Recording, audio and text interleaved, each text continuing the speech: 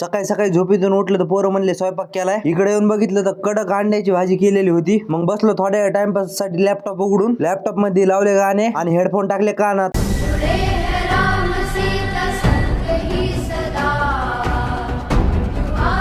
हो गए जुदा. माझ थोबाडाकडे बघून वाटतंय का जुदा व्हायला कुणी असेल म्हणून.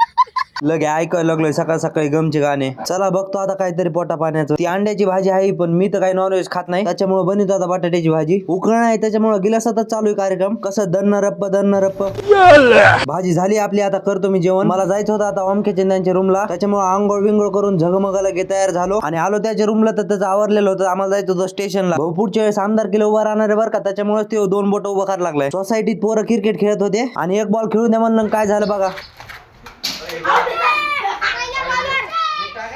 त्यांच्यासोबत चिंडी खेळून निघालत. मग समोर तेव्हा अमक्याला घरला जायचं होतं. त्याला सोडायला चाललो म्हणलं त्याच्याकडून काहीतरी बनतच आहे. त्याला म्हणलो पाहिजे बाबा काहीतरी गार. मग त्याने मँगो ज्यूस पाजला आणि मग आलो स्टेशनला फास्ट मध्ये. स्टेशनला पोहोचलो नाहीत की ट्रेन आलती. भाऊच्या घरची ट्रेन आहे. हात करूनच थांबायला लागला ट्रेनला. मग त्याला केलं बाय आणि आम्ही पण वापस निघायला लागलो. मग आलो तो इकडे तळेगावच्या गार्डनला. तळेगाव मध्ये जे राहते त्यांना माहित असं लय भारी वातावरण आहे गार्डन पाशी. परत लहान आले पोरायला बोटिंग पण आहे करायला. मोठ्याला पाहिजे होतं राव काहीतरी. मग आमची पण सोय झाली असती. जाऊ द्या काही नसलं म्हणून काय झालं, इथं वातावरण भारी, त्याचाच फायदा घेतो आम्ही. येता बालाजी मंदिरातून आलो जाऊन. तिथं मस्त दर्शन वगैरे घेतले आणि आलो रूमला. हा तेवढं स्क्रोल करायच्या आधी फॉलो करा बरं.